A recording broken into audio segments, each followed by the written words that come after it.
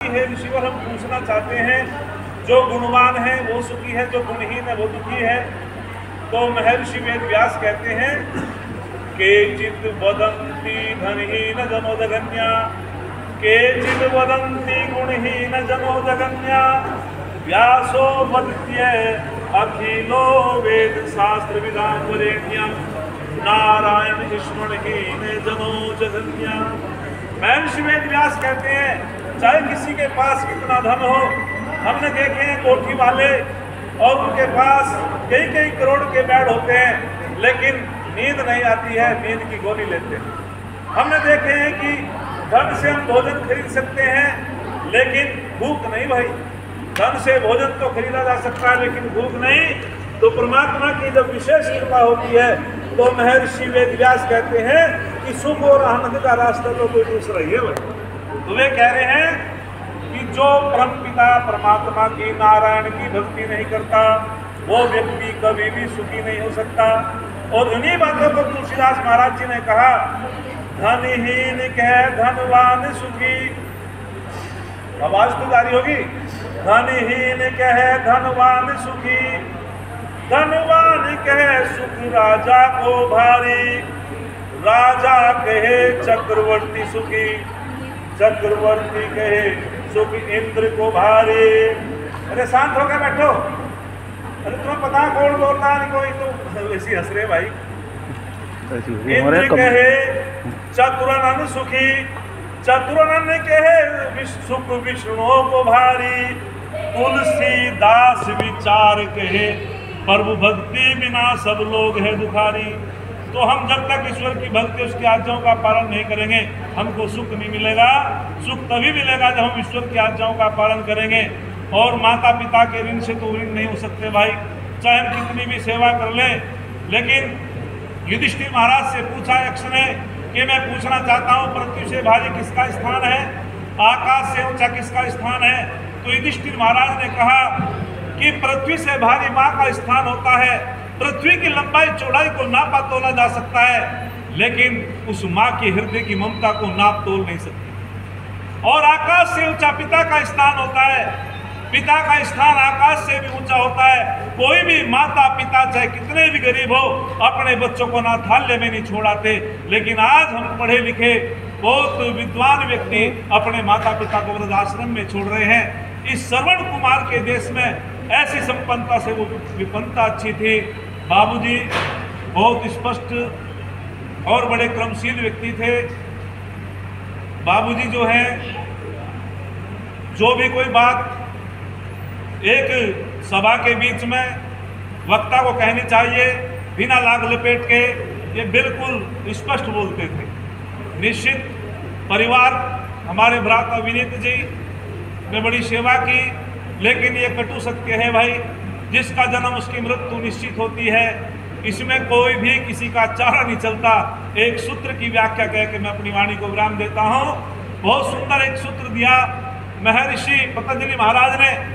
उन्होंने कहा सती मूले तद विपाको जातिरायु भोगे। वे कहते हैं कि परमपिता परमात्मा न्यायकारी है। जैसे जैसे अवश्यम में भोक्तव्यम कीर्तन क्रम शुभा शुभम, जैसे भी हमारे शुभ शुभ कर्म हैं वे हमको भोगने पड़ते हैं। परमात्मा न्यायकारी है। न्यायाधारोस्ति, वहाँ किसी की रिश्वत नहीं चलती, वहाँ किसी की सिफारिश नहीं चलती। परमपिता परमात्मा न्यायकारी है। तो ऋषिवर कहते हैं कि जैसे शुभ शुभ कर्म ये जीवात्मा करता है, इसके कर्माशयों का मंडल इकट्ठा हो जाता है, उसी के आधार पर परमपिता परमात्मा 3 फल देता है। जाति आयु भोगे। जाति का मतलब यहाँ मनुष्य जाति, पशुओं की जाति, पक्षियों की जाति, कीट पतंगों की जाति।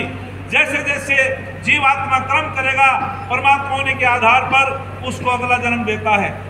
बाबूजी को अच्छा कुल मिला, क्योंकि जैसी जैसी हमारी वृत्ति होती है उसी के आधार पर परमपिता परमात्मा माता पिता कुल दे देता है।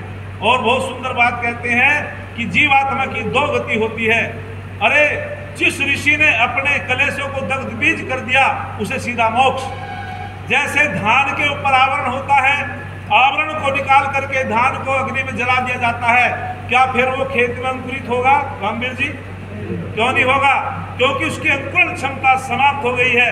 ऐसे जो ऋषि होते हैं वे अपने कलेशों को दग्धबीज कर देते हैं और फिर उन कलेशों को भोगने के लिए दोबारा नहीं आते, उनको सीधा मोक्ष मिलता है। और जिनके कलेश बचे रहते हैं उन कलेशों को भोगने के लिए पुनरपि जननम पुनरपि मरणम पुनरपि जन्मे जठरे शयनम, बार बार उसका जन्म होता रहता है, बार बार उसका मरण होता रहता है। आइए, ये मनुष्य चतुष्फली है। आम के पेड़ पर केवल आम लगेगा, अमरूद के पेड़ पर केवल अमरूद लगता है, लेकिन परमात्मा ने इसको चतुष्फली भेजा है। अरे जो चारों फलों को प्राप्त कर लेता है, धर्म अर्थ काम मोक्ष, ये चारों फल जो इस पे लग जाते हैं, इसका यह लोक भी सुधर जाता है, परलोक भी सुधर जाता है। अधिक न बोलते हुए मैं इतना ही निवेदन करना चाहता हूँ भ्राता जी से, जो भी पिता के जाने से दुख हुआ, परमात्मा आपको सामर्थ्य दे, दुख सहन करने की क्षमता दे। और हमारे जो भतीजे हैं जतिन, दूसरे का क्या नाम है, निशान, इन बेटों को भी दुख सहन करने की क्षमता हो, क्योंकि जिसको प्यार पिता से है, माँ प्यारी सी है, वो सुपुत्र सुकुमार है। कर लो अपने माता पिता की सेवा, इन्हीं के चरणों में मथुरा काशी हरिद्वार है। अरे पिता रोटी है, पिता रोटी है, कपड़ा है, पिता मकान है, पिता नन्हे से परिंदे का बहुत बड़ा आसमान है। अरे पिता है तो घर में प्रतिफल राग है, पिता है तो माँ की बिंदी चूड़ी और सुहाग है। अरे पिता है तो बच्चों के सारे सपने अपने हैं, और पिता है तो बाजार के सारे खिलौने अपने हैं। पिता है तो बाजार के सारे खिलौने अपने हैं। जब पिता चला जाता तब पता चलता है। मैं तो वैदिक प्रवक्ता हूँ, आप सुनते रहेंगे, लेकिन मैं उचित तो ज़्यादा बोलना नहीं समझता। एक छंद कह करके अपनी वाणी को विराम देता हूँ। परम पिता परमात्मा, और ये संदेश पढ़ता हूँ, उस दिवंगत आत्मा को शांति हो, हमारे परिवार में शांति हो। बहुत सुंदर लिखा, अरे जहाँ फूल खिलते हैं उसे उद्यान कहते हैं, जहाँ फूल जलते हैं उसे शमशान कहते हैं, जन्म और मृत्यु में बस फर्क है इतना, इसे विराम कहते हैं, उसे विश्राम कहते हैं। नैनम छिंदंती शस्त्राणी नैनम दहती पावक है। ये आत्मा अजर अमर नित्य है, इसको अग्नि जला नहीं सकता, इसको पानी गला नहीं सकता, इसको वायु सुखा नहीं सकता, इसका कोई बाण छेदन भेदन नहीं कर सकता। ये अविनाशी है, अजर है, अमर है, नित्य है। अर्थात जैसे पुराने कुर्ते को उतार के नया कुर्ता धारण कर लेता है मनुष्य, ऐसे ये जीवात्मा कर्मों के अनुसार एक शरीर को छोड़ करके चल बसा दूसरे शरीर में चला जाता है। ये व्यवस्था परमात्मा की है। तो थोड़ी सी बातें आपके बीच में रखी। अब मैं कुछ शोक संदेश आपके बीच में पढ़ता हूँ। परम पिता परमात्मा से प्रार्थना करते हुए, हे प्रभु, तो ये और कुछ पुस्तक जो बोला, हाँ ये वाला भी है। ये शोक संदेश व्यापार मंडल, उद्योग व्यापार प्रतिनिधि मंडल उत्तर प्रदेश, वैसुमा व्यापार मंडल, वैसुमा मवाना मेरठ, ये इसके प्रांत के अध्यक्ष लोकेश अग्रवाल जी, जिला अध्यक्ष है राजकुमार त्यागी, नगर अध्यक्ष है आशीष सिंघल और उपाध्यक्ष है विनीत अहलावत, नगर मंत्री विपुल गोयल, नगर कोषाध्यक्ष नवनीत महेश्वरी। ये जो हैं कुछ नाम मैंने पढ़े। शोक संदेश, यह जानकर अत्यधिक दुख हुआ कि हमारे वैसुमा नगर के व्यापार मंडल के सदस्य वीरेंद्र कुमार, जतिन कुमार, करोड़ मर्चेंट के विनीत गोयल जी के परम पूज्य पिताजी श्री वीरेंद्र गोयल जी, वैसुमा निवासी संरक्षक, दिन बृहस्पतिवार को उनका देहांत हो गया बीमारी के चलते हुए। प्रभु की ऐसी इच्छा थी एवं अपनी सांसारिक यात्रा संपूर्ण कर प्रभु के चरणों में विलीन हो गए। बाबूजी ने हमेशा व्यापारियों के हित के लिए कार्य किए और सभी व्यापारियों को उनका समय समय पर मार्गदर्शन मिलता रहा। आदरणीय बाबूजी सामाजिक कार्यों को करने के लिए अग्रसर रहते थे। हमारे वैसुमा व्यापार मंडल, वैसुमा मेरठ मंडल की समस्त कार्यकारिणी और से ईश्वर से प्रार्थना करते हैं, परम पिता परमेश्वर इस संकट की घड़ी में समस्त शोक संतप्त गोयल परिवार को दुख सहन करने की शक्ति प्रदान करें। दिवंगत आत्मा को शांति ही, इसमें और विसर्ग लगा दे करो, ध्यान रखना बस, शांति ही शांति ही शांति ही। ये श्रद्धांजलि भावपूर्ण एवं पुष्पांजलि सत सत नमन। ओम शांति शांति। जिसके निवेदक आशीष सिंघल अध्यक्ष जी हैं और समस्त कार्यकारिणी भैंसुमा व्यापार मंडल भैंसुमा।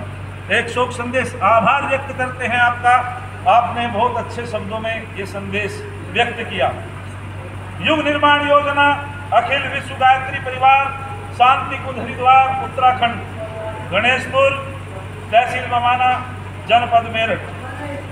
आज की श्रद्धांजलि सभी आत्मजनों द्वारा 18 सितंबर 2025 को दिवंगत हुए वीरेंद्र गोयल जी के लिए सभी ने वहाँ मौन किया और वे बहुत ही ओम सन्नो देवी रविष्टे आप भवंतु पीते संयो रविश्रवंतु ने गायत्री परिवार की ओर से ये शोक संदेश प्राप्त हुआ।